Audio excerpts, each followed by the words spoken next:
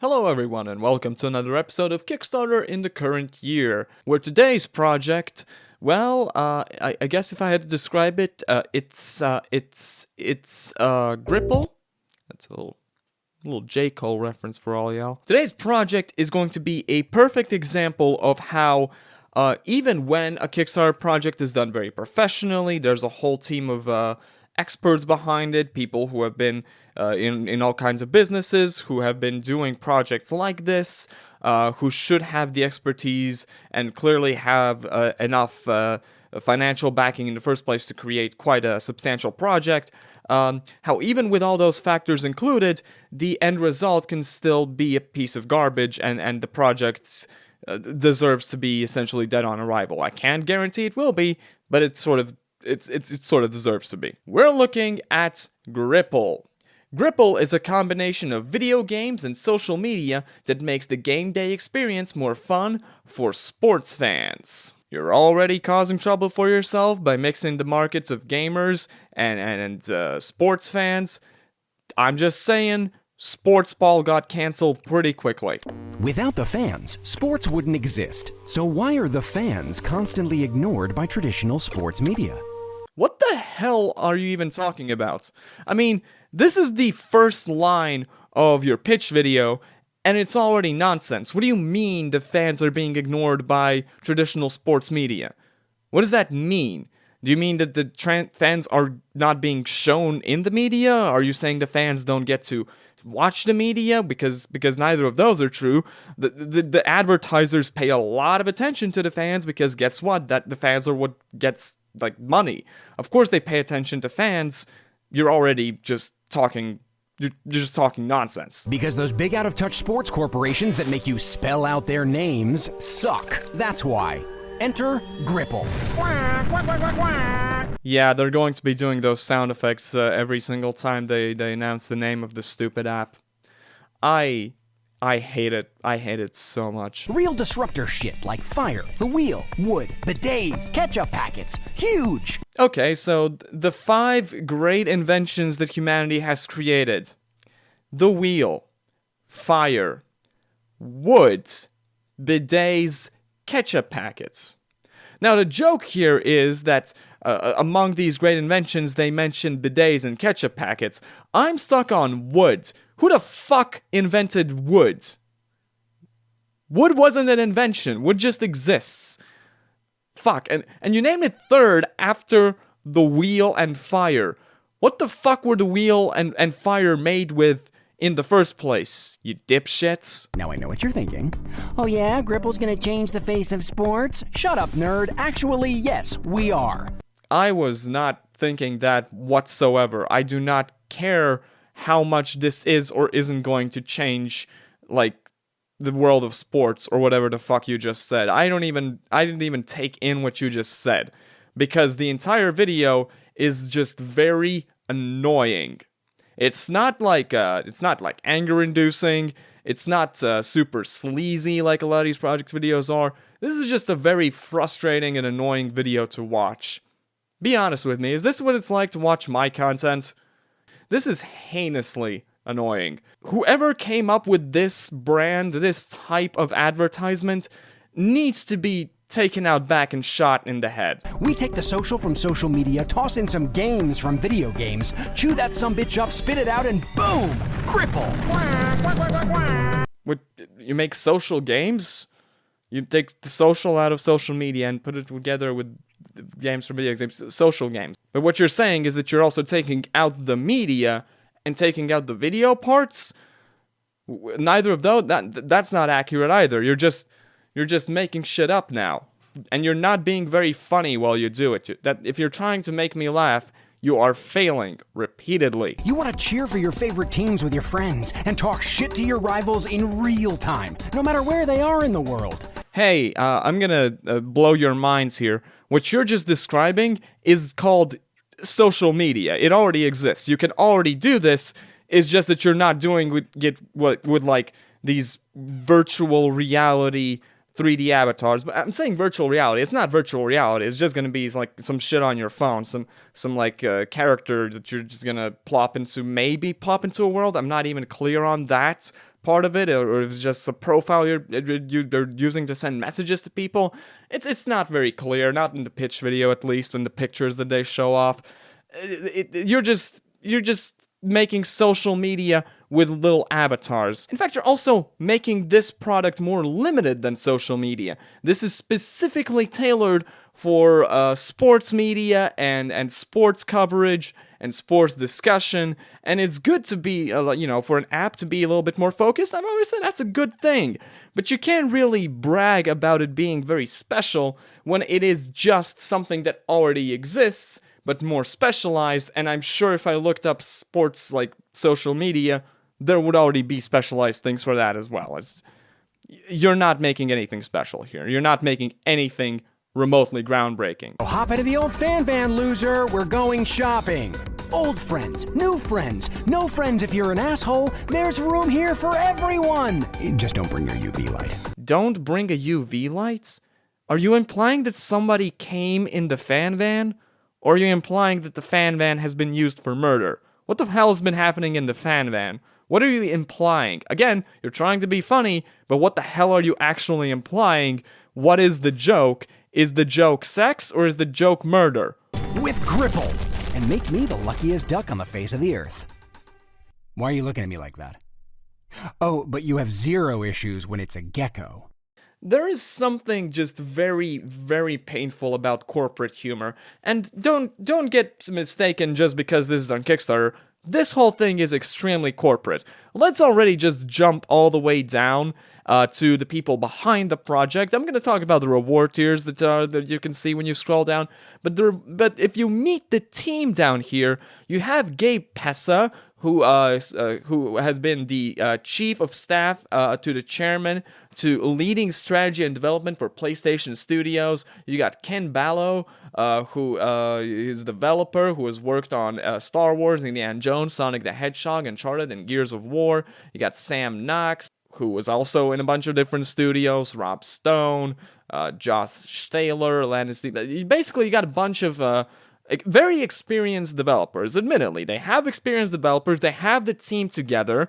I don't know why they need this Kickstarter, by the way. It's not even fully clear what they need the Kickstarter money for. They seem to have the team together. They seem to have a lot of funding. And it seems like a lot of that funding is going towards advertisements and getting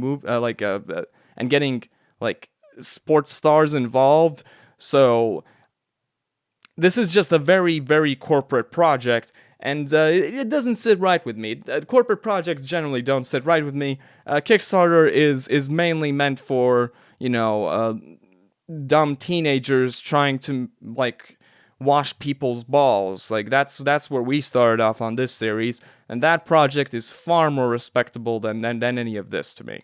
But hey, they have a lot of substantial reward tiers over here, and they kind of have to. They have to because their funding goal is $500,000.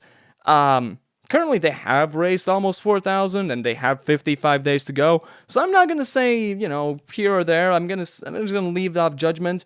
Maybe they'll get this funding goal. It'll be sad if they get to this funding goal, but they might. But the reward tiers are, they're very varied. You can see that this app is going to have its own digital currency because, of course, it's going to have that. How could all of these people who have been working on in the gaming industry for this long, and including people who have been chairmen and CEOs, how could they not have microtransactions in their stupid social media game? Of course they do. I mean, it's guaranteed. It's stupid to even mention it. Never mind. Forget I mentioned it. It's obvious. And then, the rewarders also offer in-game stuff, and they offer a bunch of different merch for some pretty insane prices. But then you scroll down and you get some VIP options where you get to actually interact with some famous athletes, presumably. I had to Google these people, but apparently they're notable. Significantly involved is David Bakhtiari, who is I have no idea if I pronounced that name even close to being correct, but you know, he's an NFL star, and you know, for a certain amount of money, you get to have very short Zoom calls with these people, or you get to go in person and actually like meet them and have David here train you. I mean, that's pretty cool. It does cost you like $5,500 though. It does cost you $5,500 to even speak to him though, which is kind of a big deal. You know, for $10,000 is when you get to meet him. But it sort of says something about the brains behind this project. You know, the main driving person, like creating this whole entire thing, the brilliant mind behind Gripple Inc. That's you know, having these conversations with David Bakhtiari and Carson Palmer. That's $5,500. But $7,000 will get you the game design experience course, where you get to meet Sean Layden, who was again like CEO of something at like a branch of Sony Entertainment, PlayStation, all that shit. So he does value his time a little bit more than former NHL and NFL stars, but understandable. He has some more respect for himself than these athletes do, I guess. But he does have the same price at $10,000 for the Sean Layden experience as the David Bakhtiari training camps and everything. It's, I don't know, kind of a, if I had to choose between meeting the CEO of PlayStation or getting a training session from an NHL or, sorry, NFL superstar, I say superstar, but I mean an NFL player. I think I know what I would choose. I mean, that's just me, though. I don't know if these are quite equal value, personally. I mean, if you want business advice from this man, the most honest thing he can probably do is when you meet him, he'll tell you, hey, in the future, maybe don't spend $10,000 to meet a random CEO. That's like step one in business, maybe. Overall, these prices are pretty interesting to me because I don't know who would like spend money on Kickstarter to like get these rewards and meet these people. It doesn't really make sense. I understand that it happens. I mean, there were people that paid ridiculous amounts of money for the coolest cooler back in the day, just to have Ryan Grepper show up and like bartend for them once. So presumably there are people who are that rich and that ridiculous in the real world. But it just feels like if you have that much disposable income to throw around, why even bother going through the project? You could probably arrange meetings with these people regularly, maybe not even spending that much money on it. Like, it's just very weird to me. Overall, if I had to review this project, I would give it like 3 out of 10. It's the 3 is for the high quality. Frankly, the project is very high quality. It's very well done. I don't think it would end up being some kind of scam. I think they would really make this stupid thing. I think they're going to make it, whether this project succeeds or not, is just going to be scaled back. Scale back from what? I don't actually know. But the 7 points I've taken off from the maximum, that's for how stupid it is. It's a stupid goddamn project. It's barely going to be a game, let's be honest here. It's mainly a social media app. Social media apps already serve the same purpose, they just don't have little avatars. Oh wait, yes they do. So this just has absolutely no point to exist, except attracting money from rich, like, boomers who just really liked the humor in the pitch video. And if you really like the humor in the pitch video, then by all means support this project, and you'll probably get more of it in the app. For now, I'll see you guys next time when I finish my sentences. Bible. Many shows are made by Christians for Christians. The anime Bible is for both believers and non-believers to experience together. Man, I can't wait for you to animate the parts of the Bible that other like Christians making these shows don't want to talk about.